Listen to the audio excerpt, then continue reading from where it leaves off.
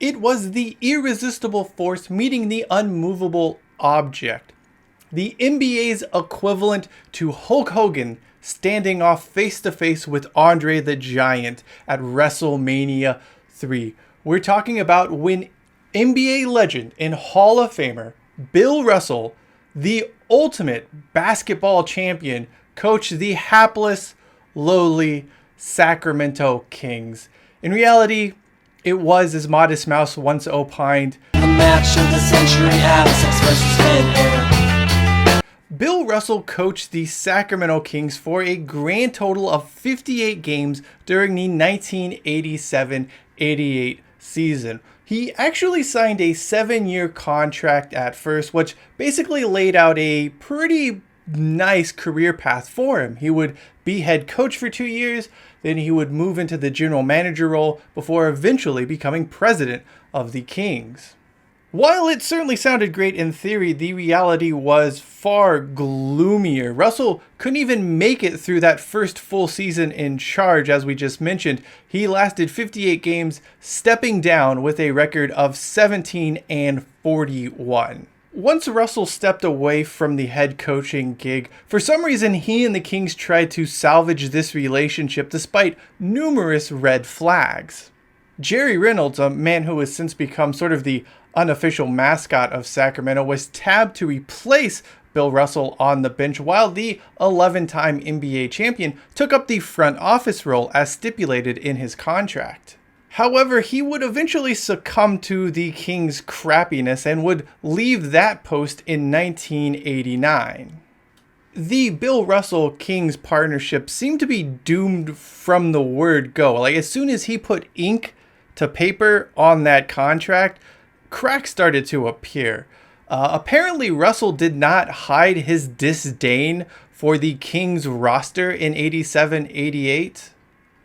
He would even go on to demand that the Kings' first-round pick of that year, 1987, Kenny Smith, basically sit next to him at all time. The TNT broadcaster would later admit in an interview that Russell had told him all of the other Sacramento players were losers and he didn't want their losing ways to rub off on the then rookie player.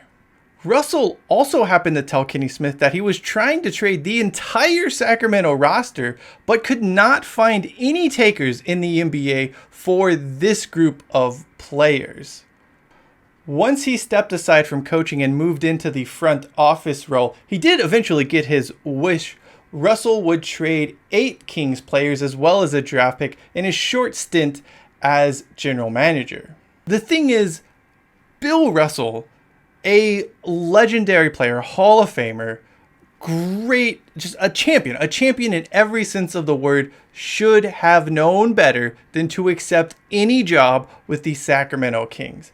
I think it's important to remember the Kings weren't awful. Like, they weren't tanking. They weren't at the bottom of the Western Conference in the 80s. They had a few playoff appearances. They were at or around 500 most seasons. It was a very below mediocre. They were sort of the modern day equivalent to the Kings teams of this time would be the 2020s Chicago Bulls. They weren't good.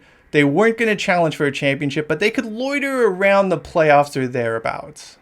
The real question here is, what was Bill Russell expecting from the Kings when he agreed to join them? This was a franchise who in 87-88 was playing in Arco 1, which was basically a converted warehouse that would eventually be turned into office buildings, which are still standing to this day in Sacramento.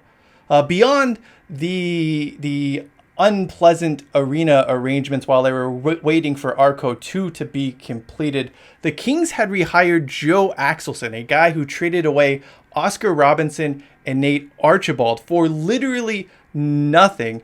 Seriously, Joe Axelson was perhaps the worst general manager, front office person in NBA history. He made so many terrible moves that constantly synced the Kansas City Kings, the Cincinnati Royals, the Kansas City Omaha Kings, the Sacramento, whatever you want to call them. If Axelson was involved, it was bad news. But it got even more comical than that because Axelson was actually rehired to replace a general manager who was fired in a $120 stamp scandal. If you want to know more about that incident, you can check out the video in the upper right hand corner of your screen. And seriously, it's something that could only happen to the Kings franchise. You also have to wonder if Russell did any homework or any research into the roster in particular before becoming Sacramento Kings head coach. Like, he was running down his players to Kenny Smith, like on team flights and whatever, but he was the one who agreed to coach them in the first place. A quick glance, like at any box score of the previous season, would have told Russell to steer clear of this group of players. Joe Klein and Otis Thorpe played 82 games for the Kings in that season Russell started as coach, but neither would be described as world beaters or anything below average. I mean, maybe Otis Thorpe could be described as slightly above average power forward.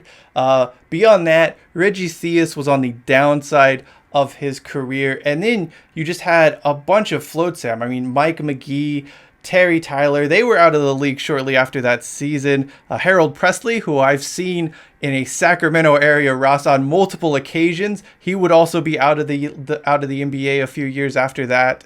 This was not a great roster. In fact, it was a bad collection of players that had really no future prospects, which was probably why Russell was so eager to trade them away. Bill Russell, he won a lot of games during his career in the NBA. I mean, he really is the NBA's all-time winner. Like, there's a reason why he has been memorialized this season on jersey patches, and I think his legacy is one of the best in basketball history. However, he was no match for the inertia of the Sacramento Kings losing ways.